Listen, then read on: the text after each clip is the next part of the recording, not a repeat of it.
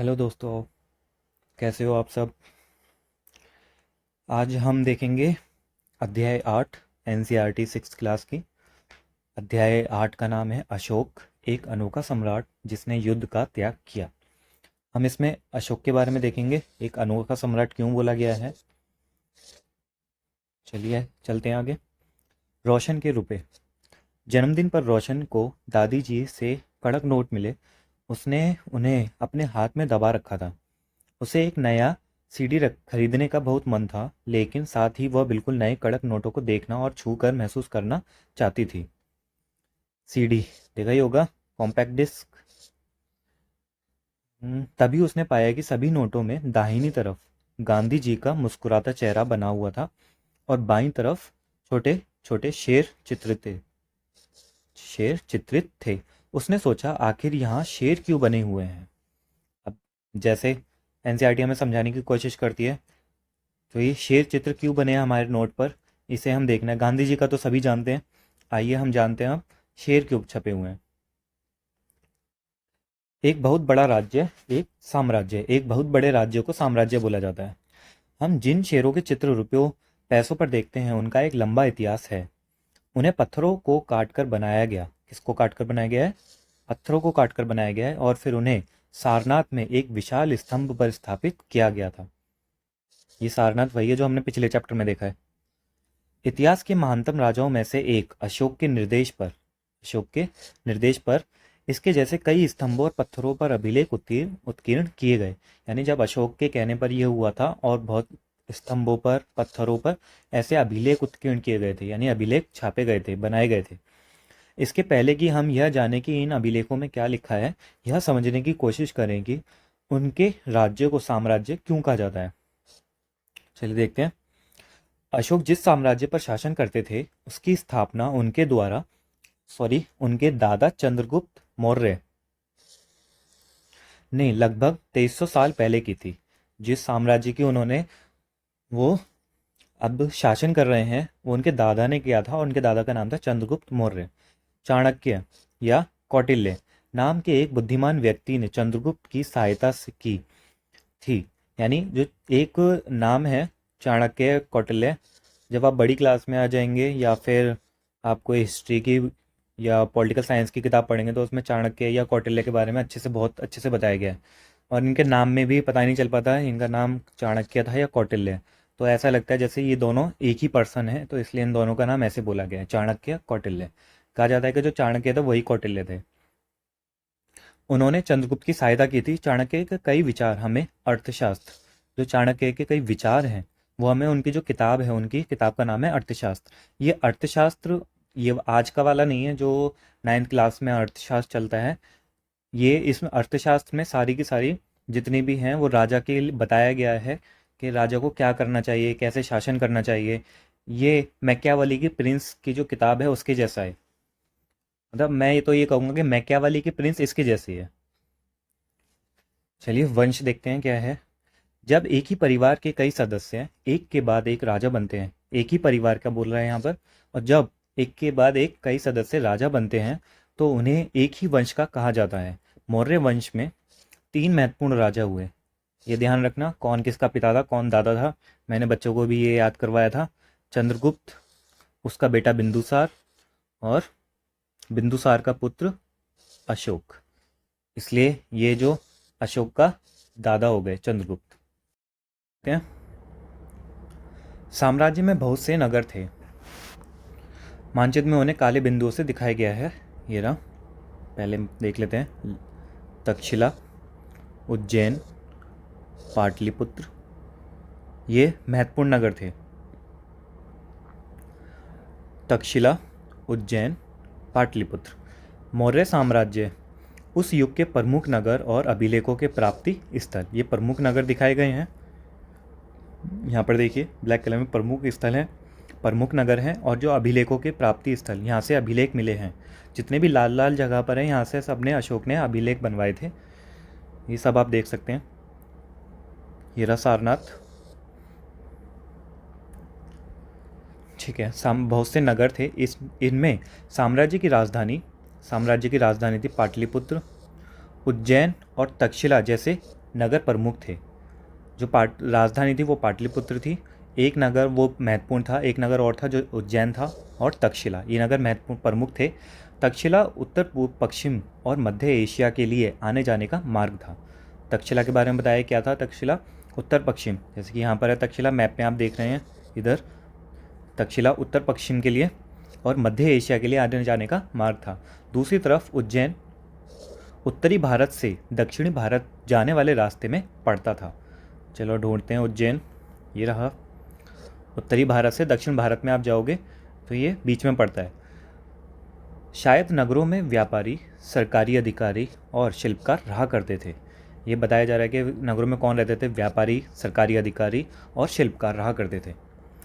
पहले इसे देख लेते हैं इधर लेफ्ट साइड में। जिन जगहों पर अशोक के शिलालेख मिले हैं उन्हें लाल बिंदुओं से दिखाया गया है, जो अभी यहाँ पर हैं, जैसे कंधार, लंपक, ये सारी चीज़ें लाल रंग से दिखाया गया है। ये सारे इलाके साम्राज्य के भीतर हैं। ये इसलिए बताया गया साम्राज्य के भीतर है, इसलिए दिखा रहे हैं कि कितना बड़ा साम्राज्य था अशोक का।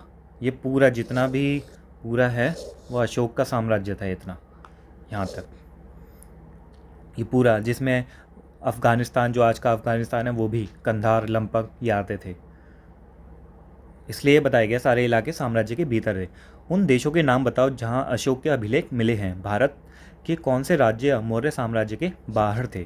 तो इसमें जो दक्षिण के राज्य थे ये वाले, ये बाहर थे इसके। चलिए आगे यहाँ देखते हैं। साम्राज्य के बहुत बड़े क्षेत्रों में किसानों और पशुपालकों के गांव बसे हुए थे। साम्राज्य के बहुत बड़े क्षेत्रों में किसानों और पशुपालकों के गांव थे। हमने नगर देख लिए थे, नगर में कौन रहता था? व्यापारी, सरकारी अधिकारी और शिल्पकार।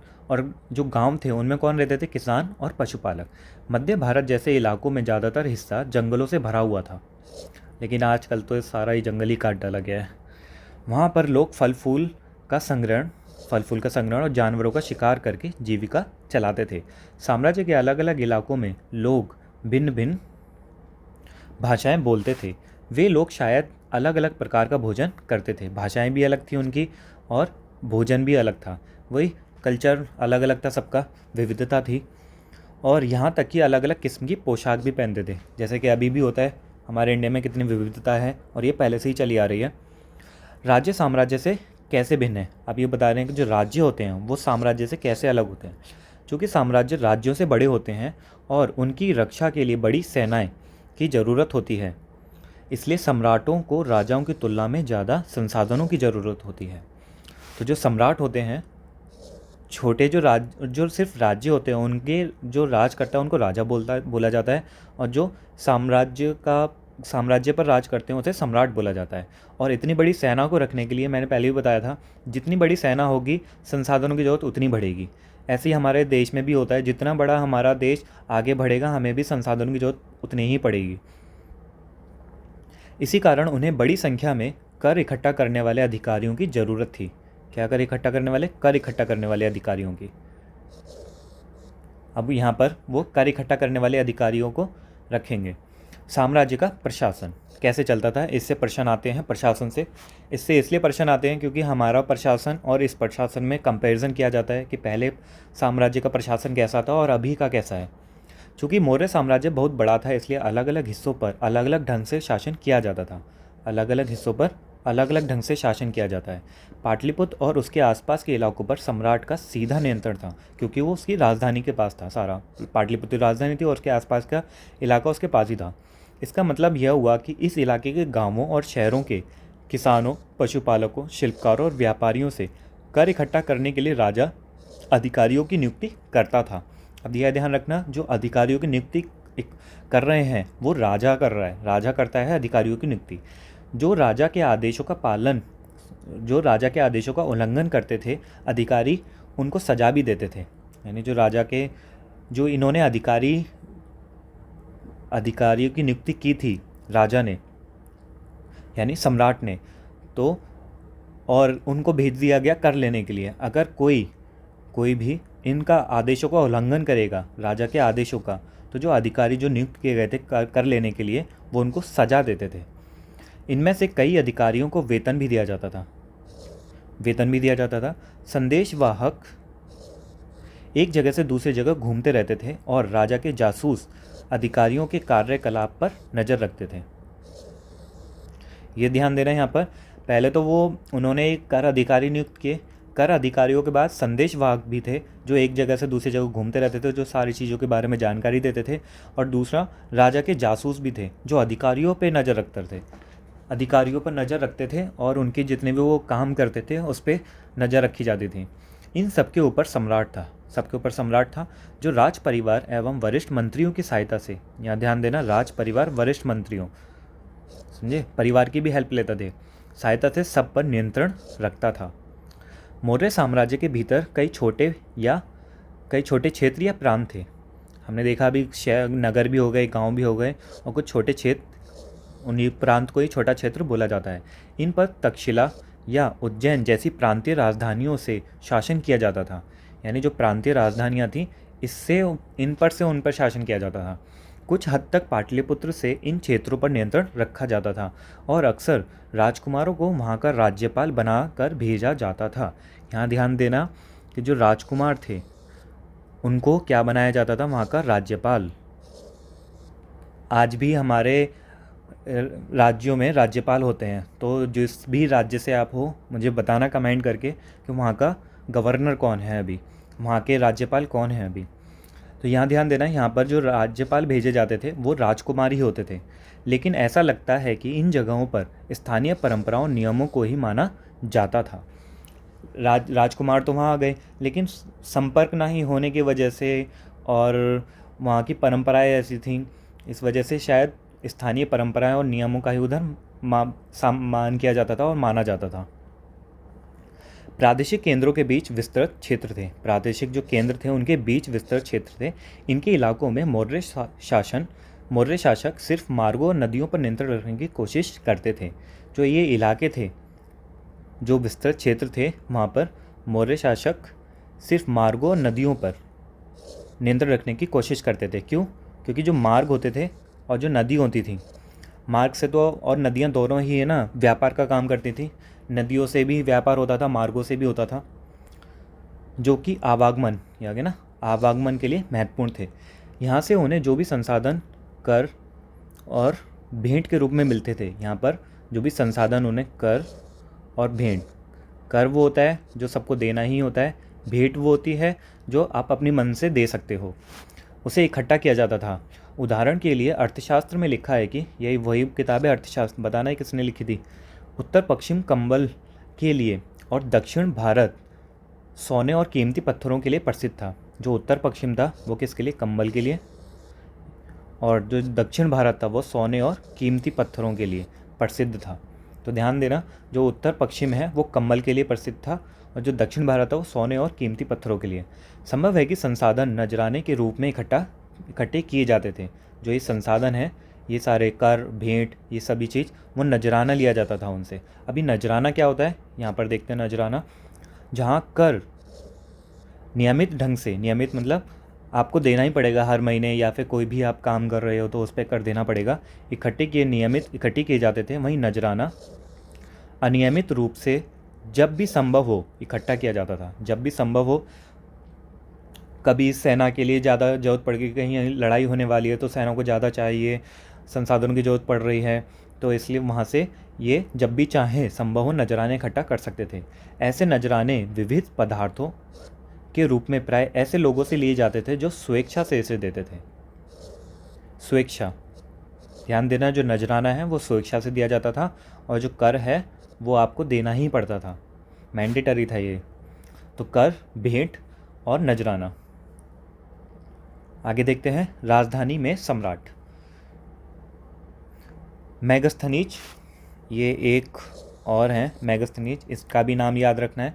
चंद्रगुप्त के दरबार में, अब ये ध्यान रखना अशोक नहीं है, चंद्रगुप्त है। चंद्रगुप्त के दरबार में पश्चिम एशिया के यूनानी राजा सेल्यूकस निकेटर का राजदूत था। राजदूत अभी भी जो दूसरे देश से कोई राजा अपना कोई आदमी भेजता है किसी दूसरे देश में, तो उसको राजदूत बोला जाता है।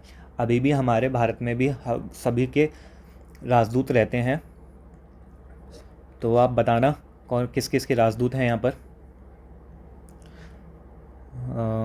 मैगस्थनीज ने जो कुछ देखा उसका विवरण दिया, जो भी उसने देखा वो विवरण दिया है उसने, मैगस्थनीज ने। यहाँ हम उसके विवरण का एक अंश दे रहे हैं। सम्राट का जनता के सामने आने के अवसरों पर शोभा यात्रा के रूप में जश्न मनाया जाता था। यानी सम्राट जब जनता के सामने आता था और वो उस अवसर पर शोभा यात्रा, ऐसा जैसे कि शोभा यात्रा हो रही है, उसके रूप में जश्न मनाया जाता था। उन्हें एक सोने की पालकी में ले जाया जाता था। बताओ, सोने की पालकी में ले जाया जाता है। उनके अंगरक्षक सोने और चांदी से अलंकृत हाथियों पर सवार रहते हैं। कुछ अंगरक्षक पेड़ों को लेकर चलते हैं। इन पेड़ों पर प्रशिक्षित तोतों का एक झुंड रहता है। बताओ भाई, देखो कितनी शान है, पेड़ों को लेकर चल रहे हैं और वहाँ पर तोते भी हैं, जो सम्राट के सिर के चारों तरफ चक्कर लगाता रहता है। राजा सामान्यतः हथियारबंद महिलाओं से घिरे होते हैं। ये ध्यान देना, हथियारबंद महिलाएं। यहाँ पर हुई कुछ महिलाओं की सही सही बात। सब जगह तो महिलाओं को पुरुषों के नीचे दबाया ही रखा था, यहाँ पर महिलाओं को हथियारबंद महिलाओं से घेरे होते हैं। वे हमेशा इस बात से डरे रहते हैं कि कहीं कोई उनकी हत्या करने की कोशिश ना करे। उनके खाना खाने के पहले खास नौकर उस खाने को चखते हैं। वे लगातार 2 रात एक ही कमरे में नहीं सोते थे।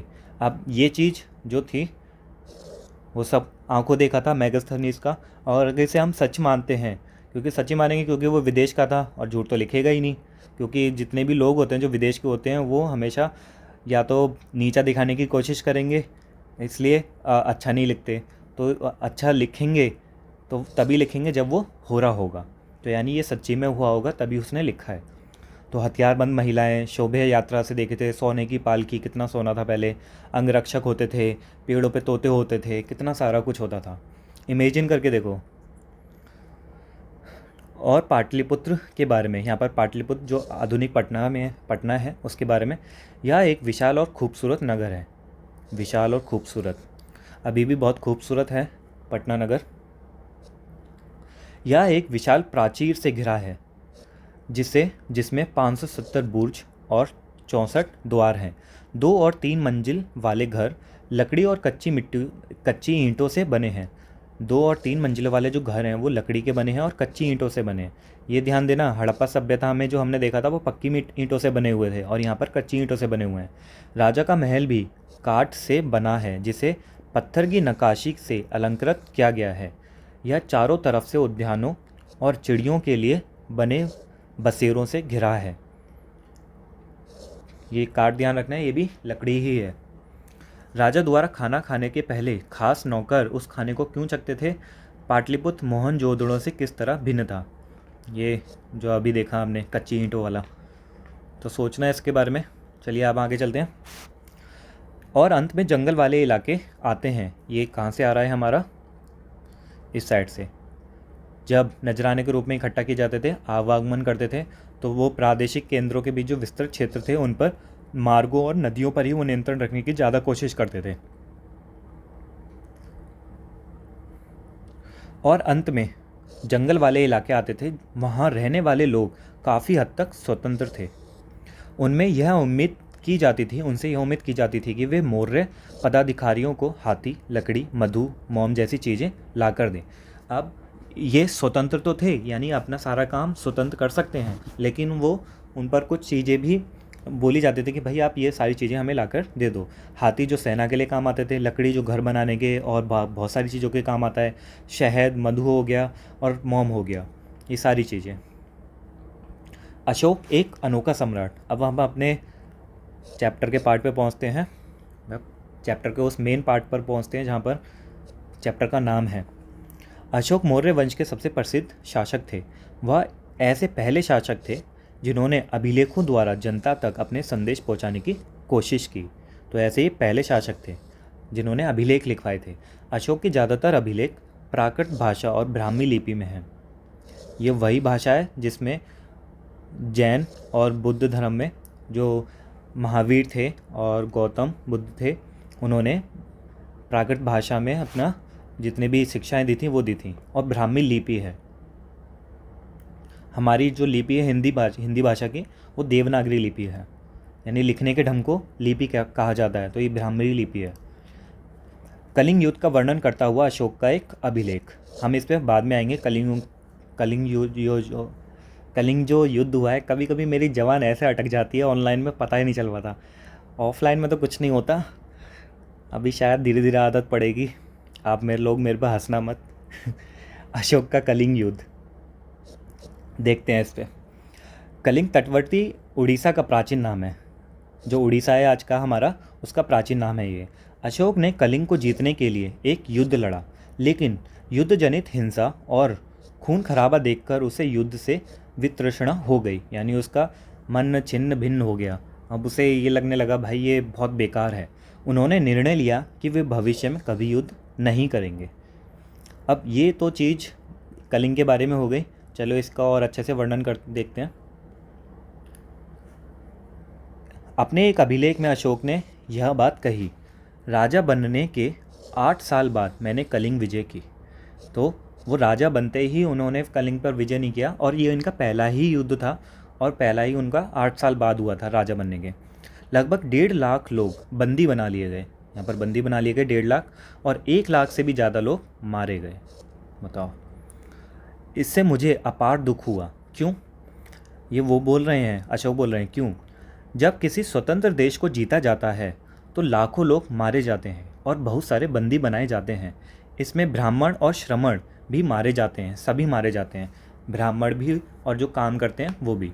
जो लोग अपने सगे संबंधियों और मित्रों को बहुत प्यार करते हैं और दासों और मृतकों के प्रति दयावान होते हैं, जो दासों और मृतकों के प्रति दयावान होते हैं, वे भी युद्ध में या तो मारे जाते हैं या अपने प्रियजनों को खो देते हैं। इसकी है ना थोड़ा ऐसे फीलिंग से समझना कि वो कहना क्या चाह रहे हैं, समझना। आप अशोक हो और आपने इन सब लोगों को मारा है, तब आप क्या सोच रहे हो। हाँ, कोई वैसा बंदा होगा जिसे अच्छा लगेगा तो उसकी बात अलग है, ये बस वही सोच सकता है जो अशोक के जैसा होगा। इसलिए मुझे पश्चाताप हो रहा है। अब मैंने धम्म पालन करने और दूसरों को इसकी शिक्षा देने का निश्चय किया है। पश्चाताप उसको करने के लिए उन्होंने धम्म पालन का निश्चय किया। धम्म का मतलब धर्मी होता है। मैं मानता हूँ कि धम्म के माध्यम से लोगों का दिल जीतना बलपूर्वक विजय पाने से ज़्यादा अच्छा है। मैं यह अभिलेख भविष्य के लिए एक संदेश के रूप में इसलिए उत्कीर्ण कर रहा हूँ कि मेरे बाद मेरे बेटे और पोते भी युद्ध ना करें। और हमारे इस जो अभिलेख है कलिंग के युद्ध के बाद, हमारा भारत की विदेश नीति है, उसमें भी ये लिखा हुआ है कि भारत कभी पहले से युद्ध नहीं करेगा। तो इसका ये प्रभाव है, और इसलिए हम हिस्ट्री पढ़ते हैं कि हमारा भारत ऐसा क्यों है। हमारा भारत बहुत सहिष्णु है। देखते हैं आगे। इसके बदले उन्हें यह सोचना चाहिए कि धम्म को कैसे बढ़ाया जाए।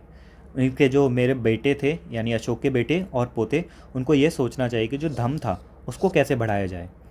कलिंग की लड़ाई से युद्ध को लेकर अशोक के विचारों में कैसे परिवर्तन हुआ, यही है वो, जो आप इसको अगर पूरा सोचोगे तो आपको पता चल जाएगा जो भी हमने पढ़ा है। अब धम्म संस्कृत शब्द धर्म का प्राकृत रूप है। बताया था ना, धर्म ही है ये, बस ये प्राकृत रूप है धम्म। और धर्म वो होता है, नॉर्मली धर्म वो नहीं होता जैसे हिंदू धर्म और मुस्लिम धर्म, कोई क्रिश्चियन, जैन, बौद्ध। धर्म का मतलब होता है जो भी आप काम कर रहे हो उसको अच्छे से करो। जैसे गीता में लिखा है कि जो भी काम कर रहे हो आप अपने मन से करो, जो भी काम दिया है आपको उसे पूरा करो। अब जैसे मैंने एक काम ले लिया है कि मुझे पढ़ना भी है, और मेरा पढ़ने में मन तो लगता ही लगता है, मैंने सोचा कि थोड़ा सा और पढ़ा भी दूँ तो मेरा और भी रिवाइज़ हो जाएगा। तो मेरा रिवाइज़ भी हो रहा है और वीडियो भी बन रही है। तो ये मेरा धर्म है, ये मेरा धर्म है कि मुझे हर दिन वीडियो बनानी है और मुझे रिवाइज़ करना है। चलिए आगे देखते हैं। पहले इसको देख लेते हैं चित्र को। उत्कृष्ट पॉलिश वाले पत्थर की इस मूर्ति को देखो। यह बिहार के रामपुरवा में मिले एक मौर्यकालीन स्तंभ का हिस्सा है। ये मौर्यकालीन स्तंभ का हिस्सा है, ये पूरा जितना भी आपको बैल दिखाई दे रहा है ये वाला। अभी इसे राष्ट्रपति भवन में रखा गया है। यह उस समय की मूर्ति कला का एक नमूना है। पहले जो मूर्तियाँ बनाई जाती थी कितने साफ तरीके से बनाई जाती थी। आप यहाँ पर पूरी मूर्ति को देख सकते हैं। यहाँ पर ये कलाकारी देखिए, यहाँ पर इसे देखिए, ये उल्टा कमल का फूल, जब हम इसकी कला के बारे में पढ़ेंगे, वो 11th की आर्ट कल्चर की किताब है एनसीईआरटी, उसे पढ़ेंगे जब इसमें और भी अच्छे से बताया गया है। चलिए देखते हैं अशोक का धम्म क्या था। अशोक के धम्म में किसी देवता की पूजा अथवा किसी कर्मकांड की आवश्यकता नहीं थी। यानी किसी भी आप पूजा मत करो, कोई कर्मकांड मत करो, कुछ भी मत करो। उन्हें लगता था कि जैसे पिता अपने बच्चों को अच्छे व्यवहार की शिक्षा देते हैं, वैसे ही यह उनका कर्तव्य था कि अपनी प्रजा को निर्देश दें। यहाँ पर पिता को दिखाया गया है कि जो बच्चों को व्यवहार करने की शिक्षा देते हैं और उनको हमेशा सलाह देते रहते हैं, उसी तरह अशोक ने सोचा कि उनका भी ये कर्तव्य है कि वो भी अपनी प्रजा को कुछ निर्देश दे, और जो निर्देश होंगे वो नैतिकता भरे होंगे। वे बुद्ध के उपदेशों से भी प्रेरित हुए थे। बुद्ध के उपदेश, ऐसी कई समस्याएं थी जिनके लिए उनमें संवेदना थी। ठीक है, ये उनमें कौन है? अशोक। ऐसी कई समस्याएं थी जिनके लिए उनमें संवेदना थी। उनके साम्राज्य में अलग अलग धर्मों को मानने वाले लोग थे, अलग अलग धर्मों को, जैसे कि हमारे देश में अभी भी। इससे कई बार टकराव पैदा हो जाता था, जानवरों की बलि चढ़ाई जाती थी, दासों और नौकरों के साथ क्रूर व्यवहार किया जाता था। इनके अलावा परिवार में व पड़ोसियों के बीच झगड़े होते रहते थे। भाई ये सारा तो ऐसा लग रहा है जैसे अभी भी होता है। ऐसा लग रहा है ये अभी की कहानी चल रही है। ये सब जो पहले था अभी भी होता है। आसपास में पड़ोसी और परिवार में क्या लड़ाइयाँ होती रहती हैं। अशोक ने यह महसूस किया कि इन समस्याओं का निदान उनका कर्तव्य है। जो ये समस्याएं थीं, ये एक तरीके से सुपर हीरो बन कर के आए थे और वो समस्याओं को सुलझाना चाहते थे। जैसे एक सुपर हीरो कहता है मेरे को अपनी पावर का यूज़ करना चाहिए, एक हीरो बनना चाहिए, ऐसे ये भी एक हीरो बन गए उस समय। उन्होंने अपना कर्तव्य समझा, इसलिए उन्होंने धम्म महापात नाम के अधिकारियों की नियुक्ति की। अब ये ध्यान देना, धम्म महामात ये नाम के अधिकारियों की नियुक्ति की, जो जगह जगह जाकर धम्म की शिक्षा देते थे। ये धम्म महामात, मैं बार बार इसका नाम इसलिए बोल रहा हूँ क्योंकि गलत बोला जाता है। ये धम्म महामात है ये, और ये धम्म की शिक्षा देते थे, यानी कैसा आपको काम करना चाहिए। ये वही है, सारी नैतिक शिक्षा थी एक तरीके से। और इसमें आप समझ ही सकते हो कि बलि जो जो यहाँ पर बताया गया, जैसे जानवरों की बलि चढ़ाई जाती थी, तो इसे रोका जाए। जो टकराव पैदा हो रहे हैं उसे ख़त्म किया जाए। जो अलग अलग धर्मों में जो दासों और नौकरों के साथ जो क्रूर व्यवहार किया जाता है उसको ख़त्म किया जाए। और जो परिवार में बताया जाए लोगों को कि परिवार में कैसे रहना चाहिए, अच्छे से रहना चाहिए, कोई पड़ोसी के बीच झगड़े नहीं होने चाहिए, उसकी शिक्षा दी जाए, उन्हें समझाया जाए। तो ये सारी चीज़, ये नैतिक कर्तव्य उन्होंने सोचे थे ये मेरे ही हैं। इसके अतिरिक्त अशोक ने अपने संदेश कई स्थानों पर शिलाओं और स्तंभों पर खुदवा दिए। ठीक है, शिलाओं पर और स्तंभों पर भी खुदवा दिए। अधिकारियों को यह निर्देश दिया गया कि वे राजा के संदेश को उन लोगों को पढ़कर सुनाएं जो खुद नहीं पढ़ सकते थे। ये भी एक चीज़ है, वो पढ़ नहीं सकते लेकिन सुन तो सकते हैं, और जो सुन सकते हैं वो समझ भी सकते हैं। तो इसलिए उन्होंने ये भी तरीका देखा, जो पढ़ नहीं सकते उनको सुनाओ। अशोक ने धम्म के विचारों को प्रसारित करने के लिए सीरिया, मिस्र, ग्रीस, श्रीलंका में भी दूत भेजे। चलिए देखते हैं आगे। उन्होंने सड़क बनवाई, कुएं खुदवाए और विश्राम गृह बनवाए। ये सारी चीज़ें उन्होंने करवाई थी। इसके अतिरिक्त उन्होंने मनुष्य और जानवरों की चिकित्सा की भी व्यवस्था की। ये ध्यान देना, मनुष्य का तो हर कोई कर लेता है, इन्होंने जानवरों की भी की थी। क्यों? क्योंकि ये पहले ही इन्होंने बताया था यहाँ पर कि जानवरों की लोग बलि चढ़ा दी जाती थी।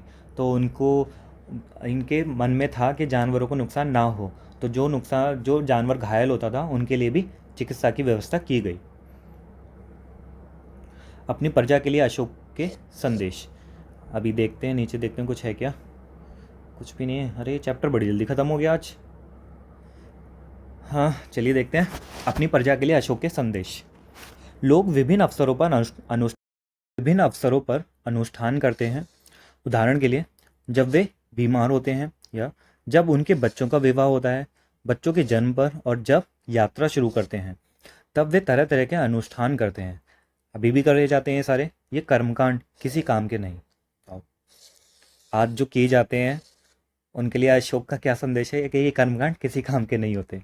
कि जब बच्चों का विवाह होता है तब कर रहे हो आप, कुछ भी अनुष्ठान, बीमार हो तब कर रहे हो, बच्चों के जन्म पर कर रहे हो, यात्रा शुरू कर रहे हो तब करते हैं, तो ये सब बेकार है। कर्मकांड किसी काम के नहीं। इसके बदले यदि लोग दूसरी रीतियों को माने, दूसरी रीतियां, तो वह ज़्यादा फलदायी होंगी। ये अन्य प्रकार की रीतियां क्या हैं, इन्हें देखते हैं हम। ये हैं सारी रीतियां।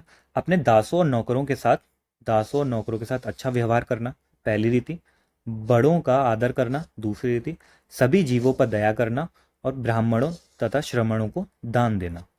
ये एक, दो, तीन, चार, चार रीतियां थी। ये चारों की चारों याद रहने चाहिए। इस पर एक यूपीएससी ने क्वेश्चन भी पूछा है, अशोक के ऊपर क्वेश्चन पूछा था, वो इसी इसी पेज से था वो। अपने धर्म की प्रशंसा या दूसरों के धर्म की निंदा करना, दोनों ही बातें गलत हैं। यानी अपने धर्म की प्रशंसा करना और दूसरों के धर्म की निंदा करना, ये दोनों ही बातें गलत होती हैं। हर किसी को दूसरे धर्म का आदर करना चाहिए। यह है जो हमें सिखाता है एक साथ रहना। यदि कोई अपने धर्म की बढ़ाई और दूसरों की धर्म की बुराई करता है, तो वह वास्तव में अपने धर्म को ज़्यादा नुकसान पहुंचा रहा है। इसको सोचना जरा, ये कैसे पहुंचा रहा है, क्योंकि वो दिखा रहा है कि तुम्हारे धर्म ने क्या सिखाया है। जो आप बोल रहे हो वो क्या है, वो प्रभाव है आपके धर्म का, समझे। इसलिए आप जब बुरा बोलते हो तो इससे पता चलता है आपके धर्म में आपको बुरी चीज़ बताई है, तभी आप दूसरे के बारे में बुरा कह रहे हो। तो यही बात बोली गई है कि आप अपने वास्तव में क्या करते हो, अपने धर्म को ज़्यादा नुकसान पहुंचा रहे हो। तो सामने वाला जो होगा बंदा, उसको लगेगा कि आपके धर्म तो भाई इतना अच्छा नहीं है, इससे तो अच्छा हमारा ही धर्म है। इसलिए हर किसी को दूसरे के धर्म के प्रमुख विश्वासों को समझने की कोशिश करते हुए उसका आदर करना चाहिए। ठीक है, प्रमुख विश्वासों को समझने की कोशिश। जैसे कहते हैं ये बंदा क्या कर रहा है, वो क्या कर रहा है, उसके विश्वास हैं, समझो उसे और उसका आदर करो। यही उन्होंने बोला। देखते हैं, भारत के प्रथम प्रधानमंत्री पंडित जवाहरलाल नेहरू ने लिखा, उनके धर्मादेश आज भी हमसे एक ऐसी भाषा में बात करते हैं जिन्हें हम समझ सकते हैं। देखा, ये भी कह रहे हैं उनके जो धर्मादेश हैं वो भी ऐसी हैं जो हम समझ सकते हैं और जिनसे हम बहुत कुछ सीख सकते हैं। अशोक ने धम्म के विचारों को दूर दूर तक फैलाने के लिए उन बातों को बताया जो आपके अनुसार आज भी प्रासंगिक हैं। ये ना, ये शब्द है प्रासंगिक। इसका मतलब होता है कि जो पिछली जो चीज़ें थी वो आज भी ज़रूरी हैं। जैसे कि हमारा नॉन अलाइनमेंट आज भी प्रासंगिक है। अशोक के संदेश के उन हिस्सों को बताओ जो आज भी प्रासंगिक हैं। ये सारे ही लग रहे हैं मुझे तो, ऐसा तो कुछ है ही नहीं जो नहीं है। अब देखते हैं यहाँ पर ब्राह्मी लिपि के बारे में।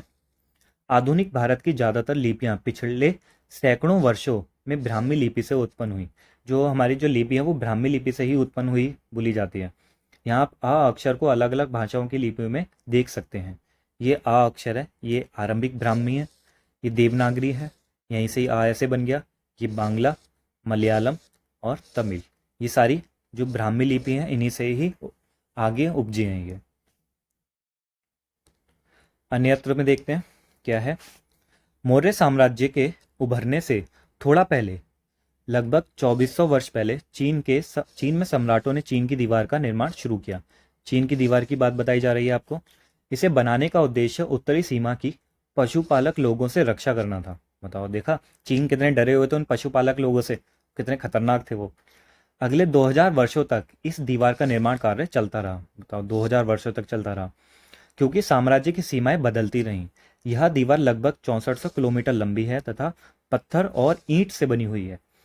इसकी ऊपरी सतह सड़क जैसी चौड़ी है। जो ऊपरी सतह है, यहाँ पर आपने देखा होगा किसी मूवीज वगैरह में, वीडियो में, वो चौड़ी है। जो अक्षय कुमार की फिल्म थी चांदनी चौक टू चाइना, उसमें भी इसको दिखाया गया है। इस दीवार को बनाने के लिए हजारों लोगों को काम में लाया गया था, काम करना पड़ा था। हर 100 से 200 मीटर की दूरी पर इस पर निगरानी के लिए बुर्ज बने हुए हैं। जैसे कि अशोक के साम्राज्य में थे, हमने देखा वहाँ पर बुर्ज भी थे और बड़े बड़े गेट भी बने हुए थे। पड़ोसी देशों के प्रति अशोक का रवैया चीनी सम्राटों के रवैये से कैसे भिन्न था। अब ये हमें बता रहा है कि चीन की दीवार क्यों बनाई थी, पशुपालक लोगों से रक्षा के लिए, है ना। और इन्होंने चीन की दीवार बना ली। अब आप बताना, इनको जो अशोक था और ये जो हमारे चीनी सम्राट थे पड़ोसी, उनका रवैया कैसे था, अलग था। चलिए कल्पना करते हैं, तुम कलिंग में रहती हो, ठीक है। तुम्हारे माँ बाप को युद्ध में काफ़ी दुख उठाने पड़े हैं। क्या क्या सोचवाते हैं ये, माँ बाप को युद्ध में काफ़ी दुख उठाने पड़े हैं। अभी अभी अशोक के दूत धम्म के नए विचारों को लेकर आए हैं। आप अपने माता पिता और संदेश वाहकों के बीच बातचीत का वर्णन करो। यार अब देखो दुख उठाने पड़े हैं और ये कलिंग में रहते हैं, अभी अभी युद्ध खत्म हुआ है, फिर धम आ रहे हैं, तो सीधा से यही होता है, भाई अब क्यों आ रहे हो, अब तो तुमने सब खत्म कर दिया। तो ये सारी चीज़ें बता रहे हैं कि आप बाद में लाके क्या करते हो, कहते हैं ना पाश्चाताप करके क्या मिलेगा आपको, जो चीज़ खत्म होनी थी वो हो गई। लेकिन इसका यही सिर्फ नहीं है कि इफेक्ट, नेगेटिव इफेक्ट इसका पॉजिटिव भी होता है कि जो हुआ, अशोक चाहता तो और भी ज़्यादा नुकसान कर सकता था, वो शक्तिशाली था लेकिन उसने नहीं किया। तो ये भी था कि कोई भी राजा होता है तो वो ऐसा ही करता है, सब जीतते हैं, कितनी सारी लड़ाई हुई हैं, उसके बाद भी कितनी लड़ाई हुई हैं, लेकिन ये एक ही राजा था जिसने उस लड़ाई के बाद सब कुछ छोड़ दिया। चलिए ये पार्ट हो गया खत्म, खत्म नहीं, खत्म हो गया। कुछ महत्वपूर्ण तिथियां देखते हैं। मौर्य साम्राज्य की शुरुआत 2300 साल पहले, पूरा इसमें मौर्य साम्राज्य ही है, बस एक ही तिथि है। इसके प्रश्न उत्तर देखेंगे हम। ये मानचित्र है रेशम मार्ग सहित महत्वपूर्ण व्यापारिक मार्ग। ये रेशम मार्ग क्या है?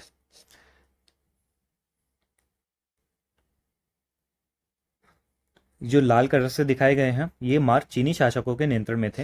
ये जितने भी लाल कलर में हैं ये सब चीनी शासकों के कब्जे में थे। और जो हरे वाले हैं ये मार्ग कुषाणों के नियंत्रण में थे, जो हम आगे पढ़ेंगे, कुषाण आए थे। महत्वपूर्ण समुद्री मार्ग पीले पीले वाले सारे ये रहे। ये मार्ग ईरान जो लाल वाले हैं, ओ यहाँ पर लाल नहीं था, ये मैरून था, पता नहीं, तुम देख लेना अपनी एनसीईआरटी में। मंगोलिया,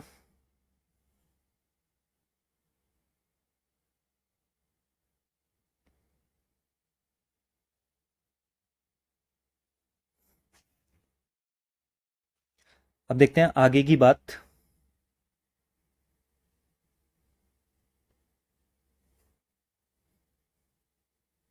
इन मैप पे हम बाद में आएंगे, इन दोनों मैप को अच्छे से डिस्कस करेंगे, ये बहुत इंपॉर्टेंट है। कैस्पियन सागर, काला सागर, फारस की खाड़ी, ये पूरा हमें मैप को समझने में मदद करेंगे। मंगोलिया, तिब्बत, हिमालय, ये रहा कुषाण साम्राज्य,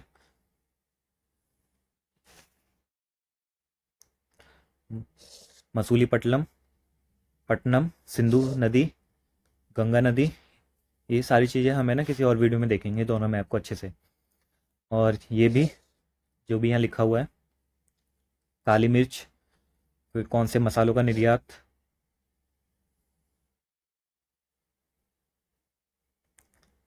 आगे की बात हम देखते हैं। लगभग 2200 वर्ष पहले मौर्य साम्राज्य का पतन हो गया। 2200 वर्ष पहले मौर्य साम्राज्य का भी पतन हो गया। इसके स्थान पर साथ ही अन्य जगहों पर भी कई नए राज्यों का उदय हुआ। पश्चिमोत्तर में तथा उत्तर भारत के कुछ भागों में करीब 100 सालों तक हिंद यवन राजाओं का शासन रहा। ध्यान रखना, हिंद यवन राजाओं का शासन रहा इसके बाद, यानी अशोक के बाद कौन आए थे? हिंद यवन। ये हिंद यवन का सिक्का है। इनके बाद पश्चिमोत्तर, उत्तर तथा पश्चिमोत्तर भारत पर शक नामक मध्य एशियाई लोगों का शासन स्थापित हुआ। इनमें से कुछ राज्य लगभग 500 वर्षों तक टिके रहे, जब तक कि शक शासकों को गुप्त शासकों से पराजय नहीं मिल गई। यहाँ पर ये सारी चीज़ें बताई गई हैं। पहले अशोक थे, मौर्य साम्राज्य, मौर्य साम्राज्य के बाद आया हिंद यवन राजाओं का साम्राज्य, उसके बाद आया शक का साम्राज्य, फिर गुप्त शासक आए उसके बाद, जो हम अध्याय 11 में पढ़ेंगे। शकों के बाद कुषाणों, कुषाणों का शासन स्थापित हुआ। शकों के बाद कुषाणों, ये रे कुषाण।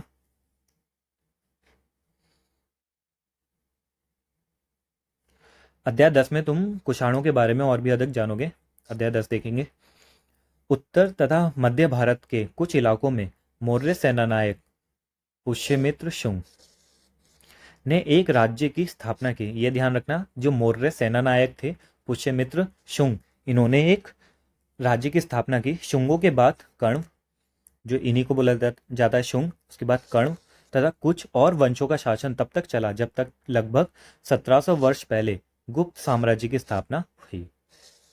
ये सारी क्रोनोलॉजी यहाँ पे बता दी है कि क्या क्या कैसे कैसे हुआ है, कौन किसके बाद आया। ये ध्यान रखना है सारा, ये पूछा जाता है एग्जाम में। हमने देखा कि पश्चिमी भारत के कुछ हिस्सों पर शकों का शासन था, यहाँ पश्चिमी भारत तथा मध्य भारत पर शासन कर रहे सातवाहन शासकों के साथ इनके कई युद्ध हुए। जब हम चैप्टर पढ़ेंगे नेक्स्ट, उसमें हम देखेंगे शकों के और सातवाहनों के युद्ध। लगभग 2100 वर्ष पहले स्थापित सातवाहन राज्य लगभग 400 सालों तक टिका रहा। तो सातवाहन राज्य 400 सालों तक टिका रहा। लगभग 1700 वर्ष पहले मध्य तथा पश्चिमी भारत में वकाटक वंश का शासन स्थापित हुआ। वकाटक भी आ गए। शक, सातवाहन, वकाटक। दक्षिण भारत में 2200 से 1800 साल पूर्व के बीच चोलों, चेरों और पांड्यों ने शासन किया। ये ध्यान में रखना है आपको, चोल, चेर और पांड्य। लगभग 1500 साल पहले पल्लवों और चालुक्यों के दो बड़े राज्यों की स्थापना हुई। पल्लव और चालुक्य, ये सारी चीज़ें ध्यान में रखनी है। चोल, चेर, पांड्य, पल्लव, चालुक्य। जब मुझे अभी भी याद है, जब मैं चौथी में था, 4th क्लास में, तो हम ग्राउंड में बैठे हुए थे और टीचर हमें रीड करने के लिए बोला था, और हम यही चैप्टर पढ़ रहे थे। ये 6th वाला नहीं, ये चेर वाला, चेल और चोल वाला। तो सब बच्चे हंसी हंसी में, जब छोटे तो थे, किसी को पता ही नहीं था ये क्या है, चेल चोर। और तो हम इसे चेर के बदले चोर बोलते रहते थे, चोर चोर, एक दूसरे को फिर चोर चोर बोले, और ऐसी हंसी खुल किया। तो जैसे जब भी मैं ये पढ़ता हूँ चेर, चोल, तो मुझे वही दिन याद आ जाता है। बस वही उतनी ही मेमोरी याद रहती है। चलिए आगे देखते हैं। इसके अलावा और भी कई राज्य और राजा थे। इनके बारे में हमें उनके सिक्कों, पांडुलिपियों तथा पुस्तकों से पता चलता है। इन सब के साथ साथ अनेक ऐसे परिवर्तन भी हो रहे थे जिनमें सामान्य स्त्री पुरुषों का महत्वपूर्ण योगदान था। इनमें कृषि का प्रसार, नए शहरों का विकास, उद्योग तथा व्यापार में प्रगति थी। ये सारे परिवर्तन वहाँ पर हो रहे थे। व्यापारियों ने एक तरफ जहाँ उपमहाद्वीप के अंदर तथा बाहर जमीन के रास्तों की खोज की, जमीन के रास्तों की, ठीक है, यहाँ पर उपमहाद्वीप के अंदर और बाहर जमीन के रास्तों की खोज हो रही है। वहीं पश्चिम एशिया, पूर्वी अफ्रीका तथा दक्षिण पूर्वी एशिया के समुद्री रास्ते भी खुले। ये ऊपर जो दोनों मैप हैं, ये उसके बारे में बताया।